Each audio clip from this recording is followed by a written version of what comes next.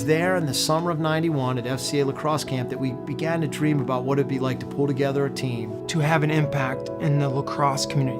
At the time, the Vail tournament was the tournament. The Wimbledon of lacrosse. We had this idea of like, hey man, we can maybe put a team out to Vail. We might have enough guys. The challenge was finding enough Christian lacrosse players that understood that concept and were good enough to play the game of lacrosse at that level. We commissioned Dan, kind of being the full-time FCA staff guy, to look into it, and he called the tournament directors out in Vail. I begged them just to take my name and number. Begged them, just, hey, put me on a waiting list.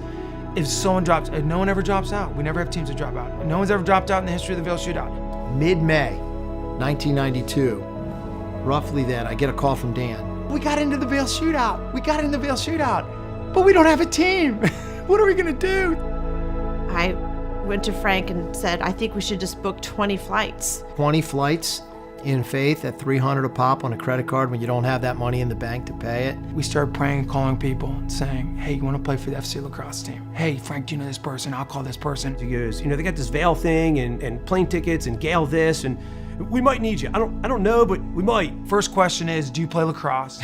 Like, can you catch and throw? What's your lacrosse resume?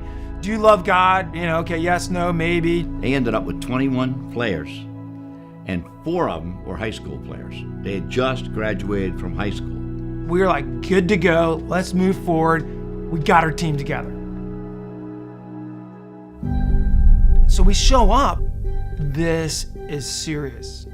That's when I looked at that roster and there was some fear and trepidation there. That we lined up to play the one team that was the biggest and greatest. Probably the greatest lacrosse team ever put together. Against 20 no-names. The way they looked, they had t-shirts on basically, and the teams like Mount Washington and Green Turtle came out dressed to the nines. We were a laughing stock. Who is this team? Who are they? What are they? Why are they here? Oh my gosh, we are gonna get killed by the Green Turtle. We're gonna get annihilated. We're so out of our league. This is crazy. But because the Turtle was there, a lot of people came out to see him. At the end of the game, we'll ask ourselves one question. Did we play as hard as we could with the gifts that God's given us? That's the question. After the first 50 seconds, it went up 2-0.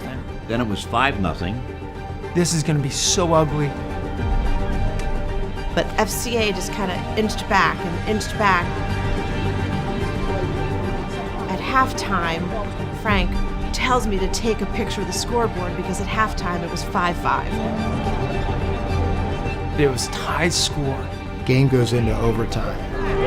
Tucker had just graduated high school, but here he is covering the greatest player of all time, Gary Gates. But Gary has the ball, he's out front, going to the goal, but the next thing you know is you see Gary Gates' stick.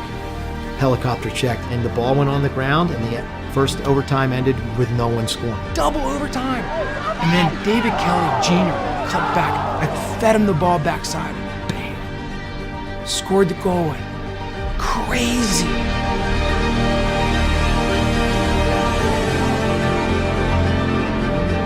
The miracle on the mountains.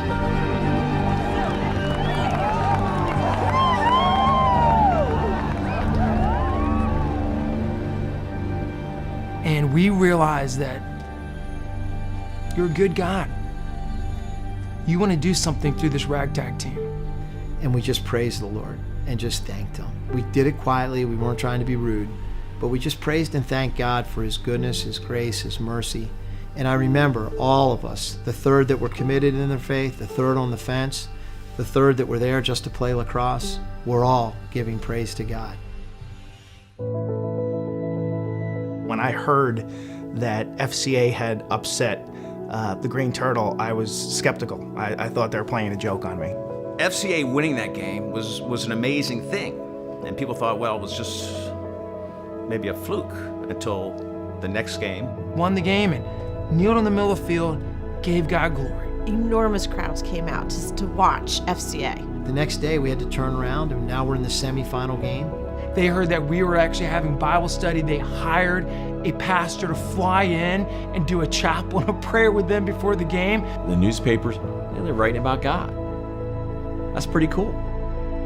Came out here, Bill, with a little different kind of purpose than a lot of the teams out here. We came in here to represent Fellowship for Christian Athletes and that national organization. I think that team showed that the strength of relationships off the field carries on to the field. That they would invite me to play with them and love me for where I was.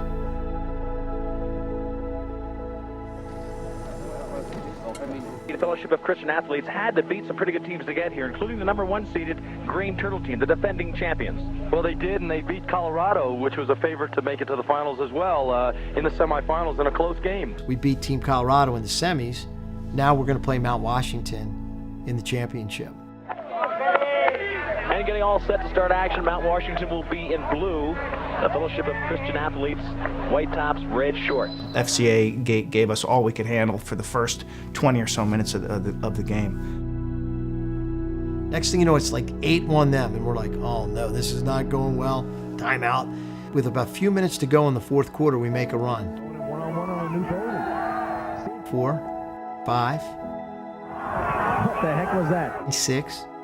Down, and here's the big face-off. Frank Kelly gets it, putting pressure again on the defense. And here comes Cavalbit. 7.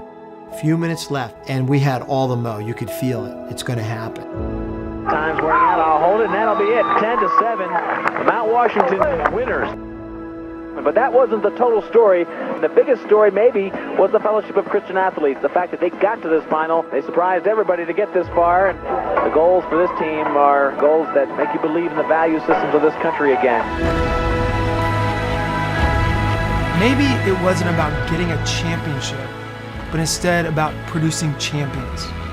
That team impacted not just FCA, but impacted lacrosse. The people that have been saved because of that team.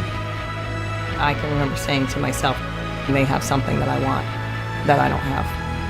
That game was a springboard in the beginning for FCA to evolve to what it has become today. The proudest moments of my life being on my knees there praying with my sons. It launched something far bigger and far greater than we could have ever imagined.